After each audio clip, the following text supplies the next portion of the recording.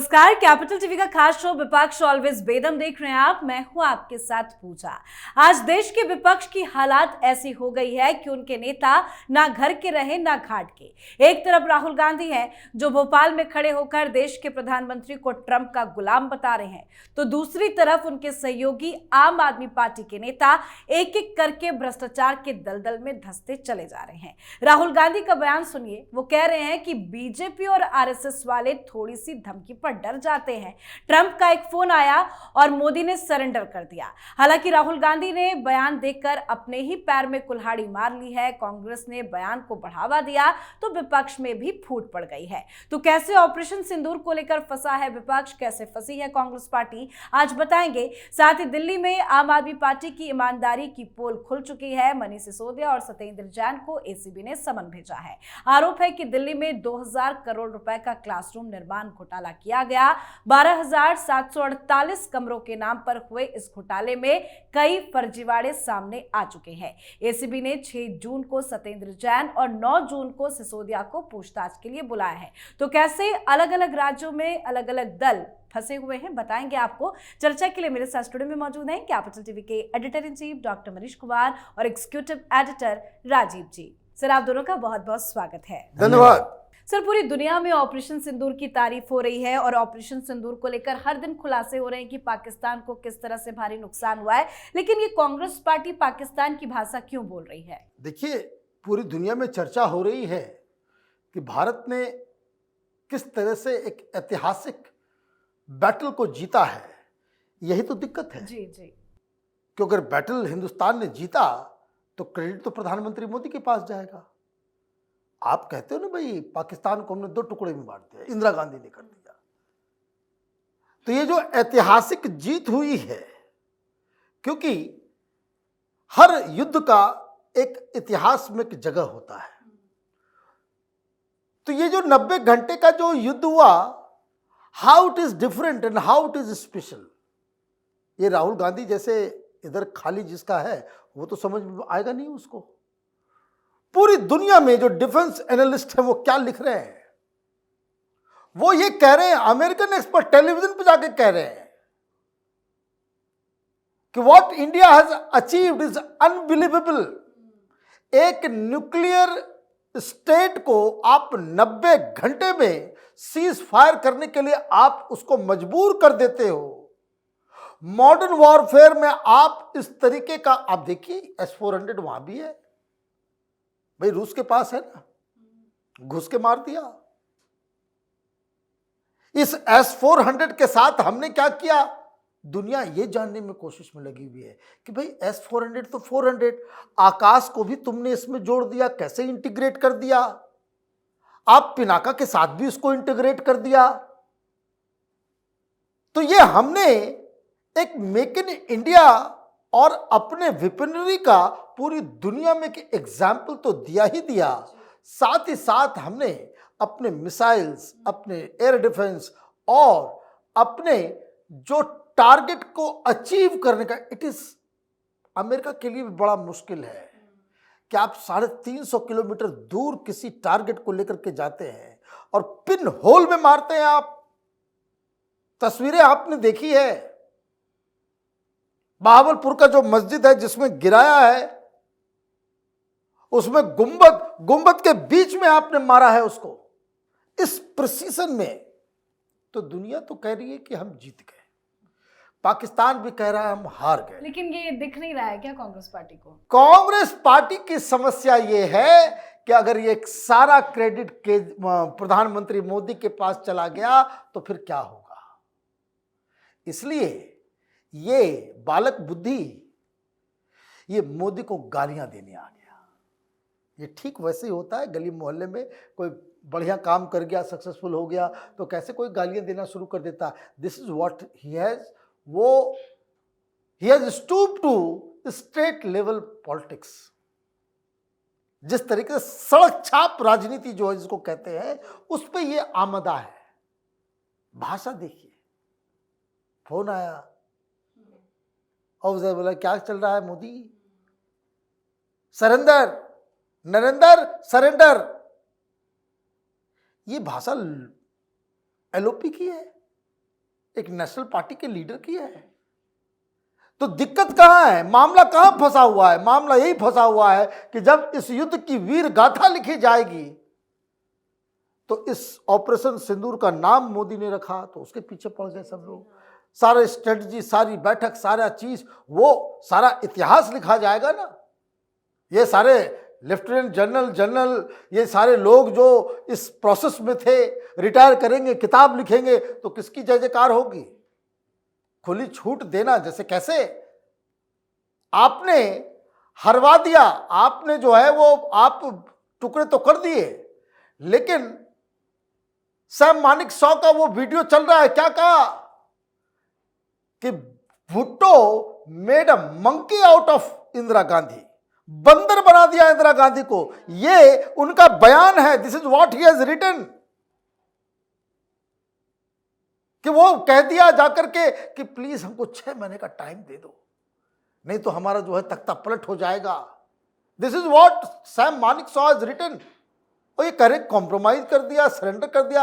अरे ये सारी चीजें बोलने के लिए कुछ इधर अकल भी चाहिए, जो राहुल गांधी में कतई नहीं। बिल्कुल, और जो कांग्रेस का स्टैंड है, राहुल गांधी का स्टैंड है, उसको लेकर तो जनता गालियां दे रही है, लेकिन जो बाकी के विपक्षी दल है उनका क्या स्टैंड है कांग्रेस पार्टी को लेकर? क्या वहां से भी लगातार झटका मिल रहा है? क्योंकि राहुल गांधी के सपोर्ट में या कांग्रेस पार्टी के सपोर्ट में बाकी के दल तो सामने नहीं आ रहे हैं। देखिए, जिस तरीके की स्थितियां हैं कांग्रेस के अंदर और राहुल गांधी जो काम कर रहे हैं वो देश के लिए सबसे बेहतर काम माना जा सकता है अभी तक राहुल गांधी की, क्योंकि राहुल गांधी के इन्हीं कामों के कारण कांग्रेस का विनाश होता जा रहा है। अभी कांग्रेस सबसे बुरे दौर से गुजर रही है। इनके 4-5 चमचों को छोड़कर कोई भी कांग्रेस का नेता, भले ही सामने आकर न बोले, लेकिन कोई भी कांग्रेस का नेता ये नहीं कह रहा है कि राहुल गांधी ऐसा क्यों कर रहे हैं। ये सब लोग सवाल उठा रहे हैं, मीडिया में खबरें छप रही है। निर्जा चौधरी जैसे कांग्रेस के सपोर्टर पत्रकार, ये लोग कॉलम लिख रहे हैं कि कांग्रेस के नेताओं का मानना है कि ऐसे समय में राहुल गांधी या कांग्रेस का स्टैंड नहीं होना चाहिए। भले ही पूरा विपक्ष चुप्पी साधे हुए है, जिसको बोलने की जरूरत नहीं है वो बोल नहीं रहा है, कोशिश कर रहा है कि हमें बोलने का मौका न मिले तो ही अच्छा है, और राहुल गांधी नई नई थ्योरी गढ़ रहे हैं। तो सारे कांग्रेस के नेता ये 4-5 लोगों को छोड़कर, जैसे नरेंद्र मोदी को सरेंडर की बात की कि प्रधानमंत्री ने सरेंडर कर दिया, इस बात को लेकर देखिए जयराम रमेश हो या पवन खेड़ा, ये 3-4 लोगों के अलावा स्टेट लेवल पर कोई भी कांग्रेस का बेहतरीन नेता हो, अच्छे नेता हो, जो स्टेट का लीडर हो, वो सब इन बातों को लेकर बयान देने से बच रहा है। सब लोग सोचते हैं कि राहुल गांधी ने ये क्या कर दिया, अब इसको डिफेंड कैसे करें। डिफेंड करने के लिए उनके पास शब्द नहीं है, लेकिन फिर भी राहुल गांधी ऐसा कर रहे हैं। तो इसको लेकर पहले तो कांग्रेस में परेशानी है। पिछले दिनों ये मीटिंग कर रहे थे 17 नेताओं के साथ हरियाणा में, और वहीं पर ये सवाल उठने लगा। भूपेंद्र सिंह हुड्डा भी थे, उदयभान थे, और ये अशोक तंवर फिर से जो ज्वाइन किए हैं उनको भी लेकर शैलजा सुरजेवाला सब लोग। और भूपेंद्र सिंह हुड्डा ने कह दिया कि भाई आप तो एलओपी बन गए हैं, हमें कब बनाओगे एलओपी? अगर आपके पास ये खुद के लीडर ऑफ ऑपोजिशन बनने के लिए बहुत जल्दीबाजी, अकेले मलाई खाने की आदत जो है ना, और इधर हरियाणा में अभी तक एलओपी नहीं बनाया, मॉनसून सेशन भी खत्म हो जाएगा, फिर भी आप डिसीजन नहीं ले पाओगे। तो जो स्थितियां चल रही है स्टेट लीडरशिप की, हर जगह चाहे कांग्रेस सत्ता में हो विपक्ष में हो, हर जगह कांग्रेस का एक विद्रोही गुट है, चाहे हरियाणा हो या हिमाचल हो या फिर इधर जम्मू कश्मीर में ही देखिए। जम्मू कश्मीर में कांग्रेस के नेता परेशान हैं इस बात को लेकर कि यहां की पार्टियां, जो जम्मू कश्मीर की पार्टियां हैं, जो वहां के लोगों को, जो कि ज्यादातर घाटी के क्षेत्र में पाकिस्तान के सपोर्टर लोग हैं इंटरनली, वहां भी अब्दुल्ला परिवार की हिम्मत नहीं होती है कि इस मामले में पाकिस्तान की तरफ से कुछ बात बोल दे या भारत सरकार की रणनीति को लेकर, भारत की जीत को लेकर कोई सवाल उठा दे। लेकिन फिर भी राहुल गांधी बोल रहे हैं। तो ऐसे समय में राहुल गांधी को ऐसा नहीं करना चाहिए, इसलिए ये सारे लोग नाराज चल रहे हैं। विपक्ष की पार्टियां जो दूसरी है, ये तो अब सवाल उठाने लगी है कि भाई नेता प्रतिपक्ष किसे बना दिए। अगर हम लोगों ने बनाया है तो आगे से ध्यान रखो, अगर मॉनसून सत्र के दौरान राहुल गांधी के पीछे खड़े हो गए, अपना अपना स्टैंड नहीं लिए, तो फिर इसका मतलब है कि हम लोगों का भी राजनीतिक डगमग हो जाएगा, गड़बड़ हो जाएगा। इसीलिए सब लोग इनसे दूरी बना रहे हैं। कुछ समय का इंतजार है, कुछ समय के बाद ये पता चलेगा कि हुड्डा, ये कमलनाथ, उधर से शशि थरूर, साउथ से जितने नेता हैं, डीके शिव कुमार, इधर से आनंद शर्मा, शशि थरूर, तो बार बार इनको देशभक्ति का पाठ पढ़ा रहे हैं कि कम से कम ऐसे समय में तो राष्ट्र के बारे में सोचो, राजनीति के बारे में सोचने के लिए तो बहुत समय पड़ा है। लेकिन फिर भी ये नहीं समझ पा रहे। तो हर स्टेट में एक विद्रोही गुट है और वो सब मिलकर राहुल गांधी को बताएगा कि देश के साथ गद्दारी करने की क्या सजा होती है। अच्छा, बात कर लेते हैं आम आदमी पार्टी की। बहुत दिन हो गई, चर्चा नहीं हो पाई क्योंकि खबर ही कुछ अच्छी नहीं आती है। इस बार भी बुरी खबर ही सामने आई है। एसीबी ने समन कर दिया है मनीष सिसोदिया और सत्येंद्र जैन को। देखिए, this is an open and shut case. 5 lakh का काम 25 लाख में इसने करवाया, सीधा सी बात है। और ये मामला 2019 से चल रहा है। सीवीसी ने जांच किया, उसने रिपोर्ट दिया, केजरीवाल को बताया कि तुम्हारे लोग चोरी कर रहे हैं, डकैती कर रहे हैं, ये क्लासरूम के नाम पे बहुत लूट मचा रहा है सिसोदिया और सत्येंद्र जैन। शिक्षा क्रांति के हीरो महापुरुष श्री श्री 108 मनीष सिसोदिया और दूसरा कट्टर ईमानदार श्री श्री 108 सत्येंद्र जैन, मसाज वाले। ये दोनों का नाम ऑलरेडी आ चुका था। 2020 में रिपोर्ट आ गई, केजरीवाल ने रिपोर्ट को ठंडे बस्ते में डाल दिया। क्यों? मिल बांट के खा रहे होंगे सब लोग, ठीक। अब मामला जो है वो एसीबी ने उठाया है, समन दिया है।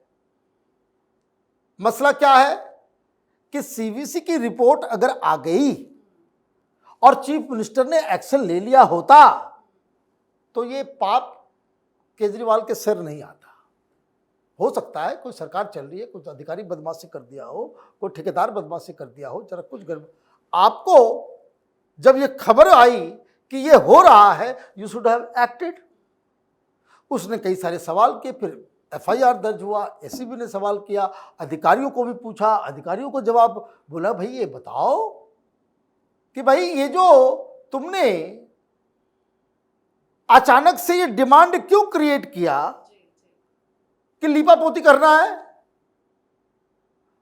और जब ये आपने 860 करोड़ रुपए में 12,748 क्लासरूम्स बनवाने हैं, तो ये जब तय हो गया, टेंडर हो गया, सब कुछ हो गया, टेंडर पास होने के बाद फिर आपने उसमें वृद्धि क्यों कर दी और बढ़ा दिया कितना? तो 2800 समथिंग, मतलब 2032 करोड़ रुपया और बढ़ा दिया। 2032 करोड़ रुपए, 2032 करोड़ मतलब समझे, 1 करोड़ और 2000 करोड़ खा गए सब मिलके। ये तो चेहरे पे चिकनाई ऐसे थोड़ी आई है, चिकना हो गया है सब, है ना, माल खा खा के। तो जब उनसे पूछा गया अलग अलग सवाल, भाई टेंडर में क्यों दिक्कत, टेंडर आपने ऐसा क्यों किया, कोई जवाब नहीं। भाई दाम क्यों बढ़ा दिया, कोई जवाब नहीं। बनाए कितने, तो आशीष सूद बता रहे हैं अभी के कि 7000 कमरे ही बने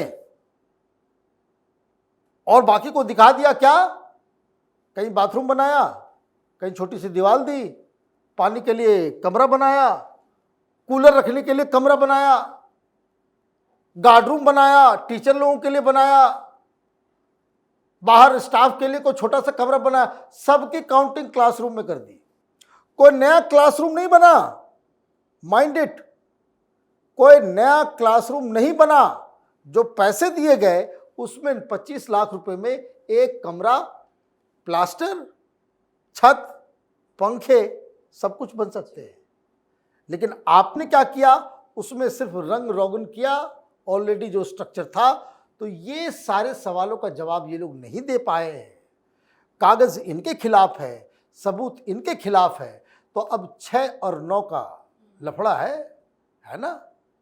अब आप ये समझिए कि अब जवाब नहीं देंगे और ये केस आगे बढ़ेगा तो फिर से इनको जो है तिहाड़ जेल जाना पड़ेगा। तो पहले सीबीसी की रिपोर्ट, एफआईआर भी दर्ज हो चुकी है और अब एसीबी का समन, क्या वापस तिहाड़ जाएंगे? देखिए, लगता तो है कि एसीबी ने पूरा मन बना लिया है। ईडी ने कर दिया, सीबीआई ने कर दिया, इन लोगों को गिरफ्तार कर लिया, अब कुछ एसीबी को भी करना चाहिए। एंटी करप्शन ब्यूरो को अपने पास रखने के लिए ही केजरीवाल सुप्रीम कोर्ट गया था कि नहीं कुछ तो है नहीं, दिल्ली पुलिस हमारे पास नहीं है, तो कम से कम एंटी करप्शन ब्यूरो हमारे पास होना चाहिए। क्यों? इसलिए नहीं कि हम करप्शन के खिलाफ आंदोलन करके सत्ता में आए हैं, इसलिए कि जो करप्शन के खिलाफ आंदोलन में हमने तरीके ढूंढे हैं कि कैसे करप्शन किया जा सकता है। ये तो सारा सीएजी रिपोर्ट पढ़ता था और देखता था कि ये 2G स्कैम कैसे हुआ, तो इसमें पकड़ा गया है उसको देखता था कि कहां कहां पकड़े जाने वाले स्थितियां थी, उसको दूर करके फिर नया करप्शन का तरीका बनाओ। और फिर करप्शन करोगे तो एंटी करप्शन ब्यूरो अगर आपके पास रहेगी तो किसी तरह से लीपापोती कर सकते हो। क्योंकि ये 12,748 क्लासरूम में आपने क्या किया और कैसे किया, ये तो पूरा का पूरा लिस्ट है सामने में। कि आपके पास एक प्रोजेक्ट आया और उस प्रोजेक्ट में आपने कॉन्ट्रैक्टर कौन से रखे, जितने ठेकेदार हैं वो सब आम आदमी पार्टी के हैं। 17 ठेकेदार, 17 के 17 आम आदमी पार्टी के, और उन 17 ठेकेदारों में सैकड़ों आम आदमी पार्टी के नेता काम कर रहे हैं उन ठेकेदारों के साथ। और इसने क्या किया, सामान्य तरीके से जो कॉस्ट 10-15% बढ़ता है, सीबीसी की रिपोर्ट है कि 17% से 90% तक, 90% तक ये बढ़ा दिया गया। 1200 रुपये पर स्क्वायर फीट का टेंडर आया था और जब टेंडर खत्म होता है तो उस समय तक जाते जाते 2192, यानी कि लगभग दुगना आपने कर दिया 3-4 साल के अंदर। और पैसे पानी की तरह बहाए, आप दोनों ने मिलकर खाया। और देखिए इन लोगों का साठगांठ, एजुकेशन मिनिस्टर कौन, तो मनीष सिसोदिया, और सत्येंद्र जैन पीडब्ल्यूडी मिनिस्टर। ये दोनों के बीच, ये सबके बीच होती थी। ये सत्येंद्र जैन इसलिए फंसा हुआ है ज्यादा क्योंकि पीडब्ल्यूडी इसके पास था और केजरीवाल ने जानबूझकर दिया था। अगर कपिल मिश्रा जैसे लोगों को दे देंगे तो 4 दिन के बाद हो सकता है कि हमें ही फंसना पड़े। ये कपिल मिश्रा ने ही ये कंप्लेन किया है, साथ में हरीश खुराना है। और इन लोगों ने जो कंप्लेन किया है उसके पीछे ये लगता है कि इन लोगों ने देखा, कई लोगों ने देखा कि कैसे करप्शन में साठगांठ है। पीडब्ल्यूडी मिनिस्टर सत्येंद्र जैन और अरविंद केजरीवाल के साढ़ू की कंपनी को इधर कॉन्ट्रैक्ट मिल रहा है, उधर कॉन्ट्रैक्ट मिल रहा है, वो भी फंसा हुआ है। तो इस तरह से इन लोगों ने पूरा घोटाला किया है। अब जाना तो पड़ेगा। और केजरीवाल की समस्या ये हो गई है कि इसको लगने लगा कि बहुत दिनों से ध्यान नहीं था, ये एसीबी का या ईडी का या सीबीआई का ध्यान थोड़ा भटक गया था। हो सकता है चुनाव के बाद उन लोगों को भी लगा हो कि कुछ दिन तक अरविंद केजरीवाल को शांत बैठे रहने दो, और उसके बाद सरकार की तरफ से भी ध्यान थोड़ा सा इधर उधर हो गया था। इसीलिए अब डर लग रहा है कि एक तो सत्येंद्र जैन और मनीष सिसोदिया, ये दोनों को 2 पूछताछ के बाद अरेस्ट करेगा कि ये कॉपरेट नहीं कर रहा है, क्योंकि कॉपरेट तो करना नहीं है। उसके बाद अरविंद केजरीवाल का नंबर आता है, क्योंकि अभी 2 बार एफिडेविट दायर की गई है सीबीआई और ईडी के तरफ से कि ये जो ट्रायल शुरू होने वाला था शराब घोटाले में, उसको रोकने के लिए इन लोगों ने 50 एप्लीकेशन लगाए हैं। अलग अलग अभियुक्त, अलग अलग आरोपी, ये सब एप्लीकेशन लेकर जाता है, कहता है देखिए सीबीआई ने हमें वो डॉक्यूमेंट नहीं दिया जिसके लिए आगे ट्रायल में चर्चा होनी है, गवाह कौन कौन होंगे उसके बारे में जानकारी नहीं दी। तो ट्रायल को लटकाने की कोशिश कर रहा है। जो अरविंद केजरीवाल बोला करता था कि हमने जमानत के लिए इसलिए अप्लाई किया क्योंकि हमें पता है कि एक मुकदमा 10 साल चलेगा, 15 साल चलेगा, नहीं तो हम जेल से बाहर आते और उस समय ही रिजिग्नेशन दे देते। तो ऐसी स्थितियां पैदा की है इन लोगों ने कि डर अरविंद केजरीवाल को लग रहा है कि ईडी सीबीआई भी अब एक्टिव होने वाला है। अब इधर ऑपरेशन सिंदूर चला गया, पाकिस्तान को जो करना था कर लिया, कुछ जासूसों को गिरफ्तार किया जा रहा है। अब पॉलिटिकल गद्दारों को सीधे धीरे धीरे जेल भेजने की तैयारी चल रही है। तो केजरीवाल का डर इसी बात को लेकर है कि अगर अगले महीने तक भी ट्रायल शुरू हो गया शराब घोटाले का, तो इसका बेल भी कैंसिल होगा, जेल के अंदर जाएगा। जी बिल्कुल, बहुत बहुत धन्यवाद सर आप दोनों का। धन्यवाद। तो एक तरफ प्रधानमंत्री नरेंद्र मोदी है जो दुनिया में भारत का डंका बजा रहे हैं, तो दूसरी तरफ विपक्ष के नेता जो या तो बेल पर हैं या समन झेल रहे हैं। यही है विपक्ष की असली तस्वीर, एक बेदम बिखरा हुआ और भ्रष्ट गठबंधन। तो आपकी क्या कुछ राय है, कमेंट करके लिखिएगा। देखते रहिए कैपिटल टीवी। नमस्कार।